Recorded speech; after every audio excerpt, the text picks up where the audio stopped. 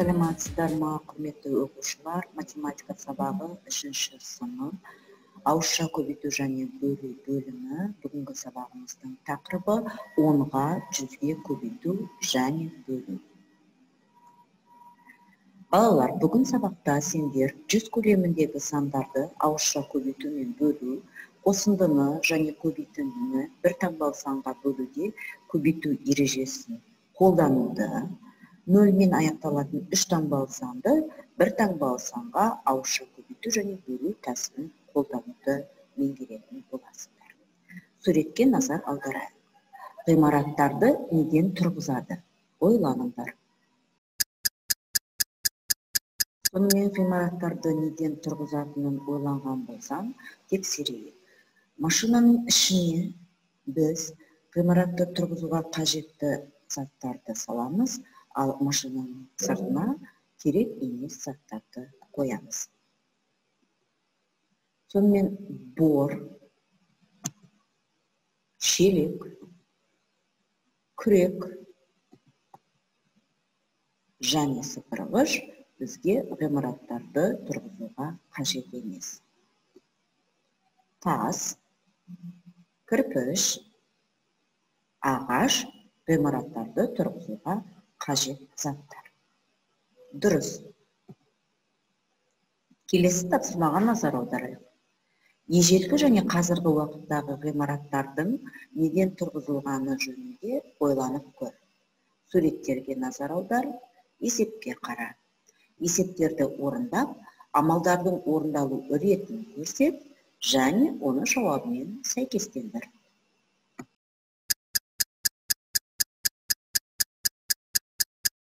Сонымен балалар, ең алдымен амалдардың орындалу ретін қарап шығыңдар.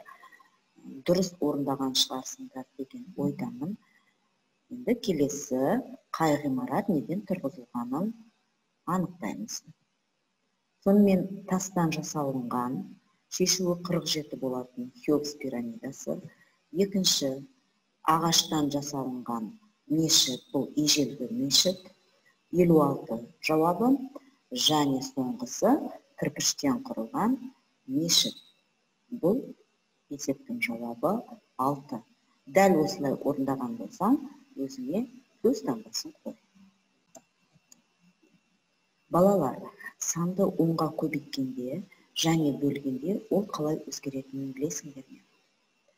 Бір текше бұл бір бірлік. Егер де біз бірді 10-ға көбейтсек, онда бір ондық шығатыны белгілі. Ендеше есеп шығарып көрейік. 1 көбейту 10 тең 10, 10 көбейту 1 тең 10, 10 бөлу 10, 1. Келесі суретке назар аударамыз. 4 бірлік көбейту 10 тең 4 ондыққа. Яғни 4 көбейту 10 тең 40, 10 көбейту 4 тең 40, 40 бөлу 10 тең 4. Келесі суретке қараймыз. 1 ондық көбейту 10. Сонда 10 көбейту 10 тең 100. 100 бөлу 10 тең 10 болады. Есептерді түсіндіре отыра шығару керекпіз. Өз ойларыңды тұжырымдап айтып беруге дайындалыңдар. 10 көбейту 2 тең 10 қосу 10 тең 20. 2 көбейту 10 тең 20. 20 бөлу 10 тең 2. 20 бөлу 2 тең 10. Келесі бағанға назар аударайық. 15 көбейту 10 тең 150. 10 көбейту 15 тең 150. 150 бөлу 10 15. 150 бөлу 15 10 болады. 23 көбейту 10 230. 10-ды 23-ға көбейтсек 230, 230-ды 10-ға бөлгенде 23, 230-ды 23-ге бөлсеңдер 10 болады. Енді өз ойымызды тұжырымдайық. Сонымен, санды 10-ға көбейткенде берілген санның оң жағына бір нөлді тіркейміз. Ал санды 10-ға бөлгенде берілген санның оң жағына бір нөлді алып тастаймыз. Есімізде сақтайық. Енді санды 100-ге көбейткенде және санды 100-ге бөлгенде қалай өзгеретінін ойланайық. 100 көбейту 3 тең 100 қосу 100 қосу 100 тең 300-ге. 3 көбейту 100 тең 300. 100 көбейту 5 тең 500. 5 көбейту 100 тең 500. Санды 100-ге бөлгенде 300 бөлу 100 тең 3. 300 бөлу 3 тең 100. 500 бөлу 100 тең 5. 500 бөлу 5 тең 100. Енді қорытындылайық. Сонда санды 100-ге көбейткенде берілген санның оң жағына 2 нөлді тіркейміз. Ал санды 100-ге бөлгенде берілген санның оң жағына 2 нөлді алып тастаймыз. Есімізде сақтайық.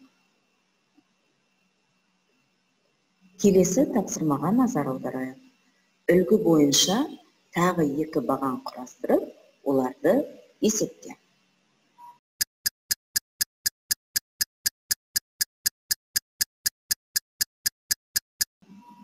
Өзіңді тексер. 9 көбейту 10 90, 10 көбейту 9 90, 90 бөлу 9 тең 10, 90 бөлу 10 тең 9-ға. Дәл осылай 24 көбейту 10-ды шығарамыз. Яғни ереже бойынша санды 10-ға көбейту үшін оң жағынан 1 нөлді тіркейміз. Ал бөлу үшін оң жағынан 1 нөлді алып тастаймыз.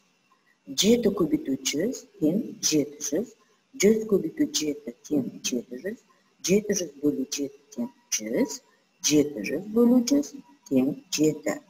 Дәл осылай екінші бағаны шығарамыз және ережені есімізге түсіреміз. Санды 100-ге көбейту үшін біз оның оң жағына 2 нөл тіркейміз, ал бөлгенде 2 нөлді алып тастаймыз. Жауабың дұрыс деген үміттемін. Ал енді балалар есеп шығарып көрейік. Балалар демалыс орнынан 10 автобуспен қайтты. Әр автобуста 15 қыз және 23 ұл бар. Демалыс орнынан барлығы неше бала үйлеріне оралды? Ойланып көр, есептің шартын, шешуін, жауабын толық жаз.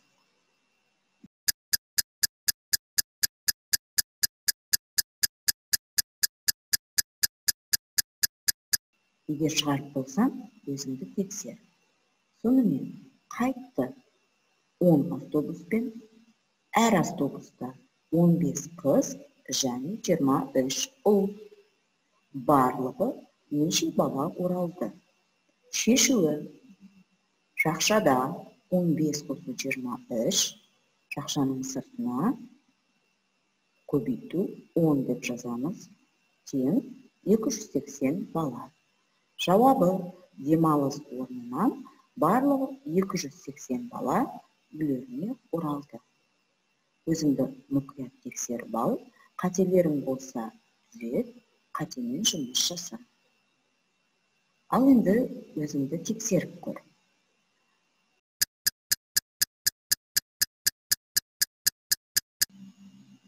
Ал тексерейік. Санды 10-ға көбейткенде берілген санның оң жағына 1 нөлді тіркейміз. Ақиқат. Санды 10-ға бөлгенде берілген санның оң жағына 1 нөлді тіркейміз. Жоқ, жалған, дұрыс емес. Санды 100-ге көбейткенде берілген санның оң жағына 1 нөлді тіркейміз.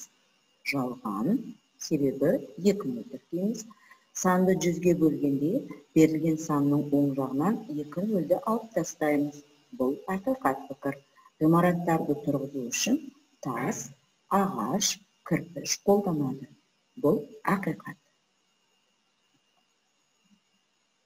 Сонымен бүгінгі сабағымызда қандай нәтижеге қол жеткізгенімізді көрейік. 100 көлеміндегі сандарды ауызша көбейтумен бөлуді орындадық. Орындасаң белгі бол. Қосындыны және көбейтіндіні бір таңбалы санға бөлуді үйрендік. Егер де үйренсем, Тағы да белгі қой. Қосындыны санға көбейту ережесін қолдандық. Және нөлмен аяқталатын 3 таңбалы санды 1 таңбалы санға ауызша көбейту мен бөлу тәсілін қолдандық. Өзіңнің сәттілік сатыңды жасап көр. Бұл сатыны сен неден тұрғызар едің? Тастан ба? Ағаштан ба? Мүмкін кірпіштен шығар? Өз ойыңды дәлелдеп көр.